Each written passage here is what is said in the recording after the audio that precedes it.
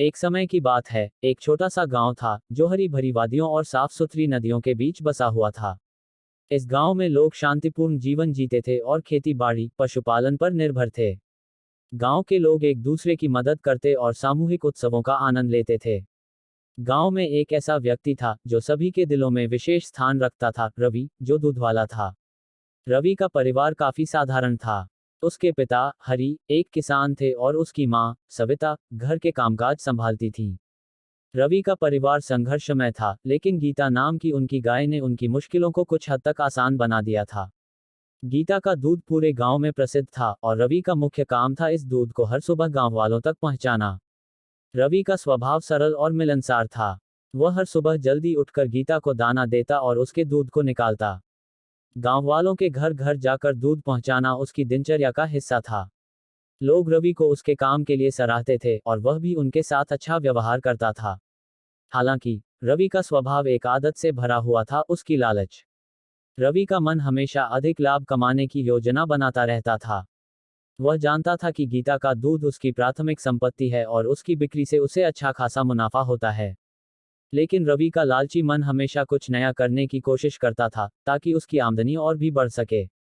रवि की पत्नी सुनीता और उसकी छोटी बहन ममता उसकी आदतों से चिंतित रहती थीं।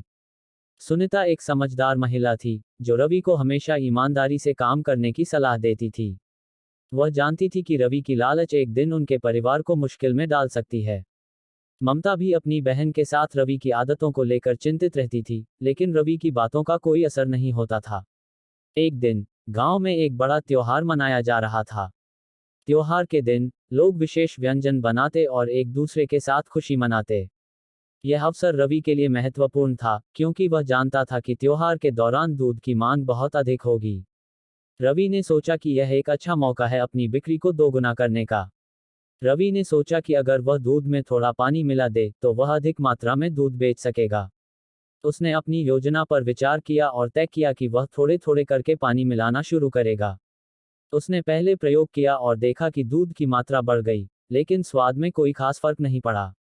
रवि ने धीरे धीरे दूध में पानी मिलाना शुरू किया। शुरुआत में कोई फर्क नहीं पड़ा, लेकिन जैसे जैसे दिन बीतते गए दूध का स्वाद बदलने लगा। गांव वालों ने महसूस किया कि दूध की मिठास और मलाई कम हो गई है। हालांकि उन्होंने पहले रवि से इस बारे में सवाल नहीं किया, लेकिन उनके मन में संदेह उठने लगा था। गांव में दूध के स्वाद में बदलाव की चर्चा होने लगी। लोग आपस में बात करने लगे कि दूध में कुछ मिलाया गया है। कुछ लोगों ने यह मान लिया कि दूध की गुणवत्ता में कमी आई है, जबकि कुछ ने शक किया कि रवि ने मिलावट की है। यह बात धीरे धीरे पूरे गांव में फैल गई और रवि की ईमानदारी पर सवाल उठने लगे। गांव के मुखिया श्रीधर ने रवि को बुलाया और सीधे सवाल किया। श्रीधर गांव के सम्मानित व्यक्ति थे जिनके शब्दों का प्रभाव सभी पर था। उन्होंने रवि से पूछा, रवि, क्या तुम सचमुच दूध में पानी मिला रहे हो?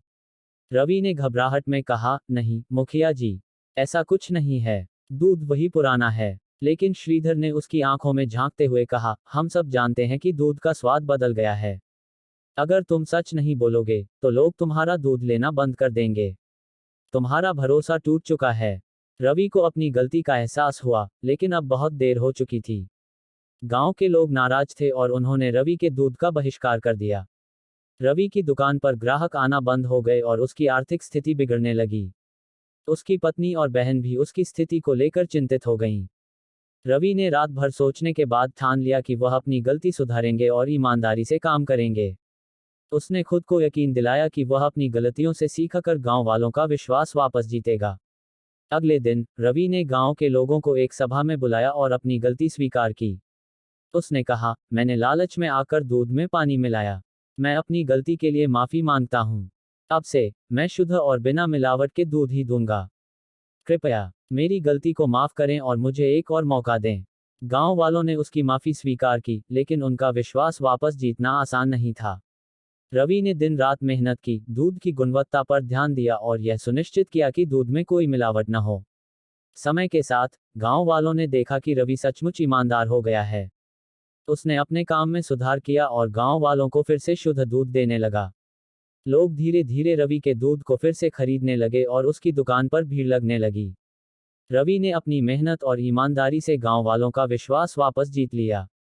रवि ने अपनी गलतियों से सीखा और ईमानदारी के महत्व को समझा। उसकी मेहनत और निष्ठा ने उसे फिर से सफल बना दिया। अब वह एक ईमानदार दूधवाले के रूप में जाना जाता था और उसकी खोई हुई इज्जत और विश्वास वापस आ गए थे। रवि ने अपनी पुरानी आदतों को छोड़ दिया और एक नए दृष्टिकोण से जीवन जीने लगा।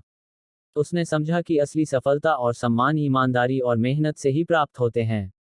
वह अब गांव के लोगों के साथ अच्छे संबंध बनाए रखने और उनके विश्वास को मजबूत करने में विश्वास करता था।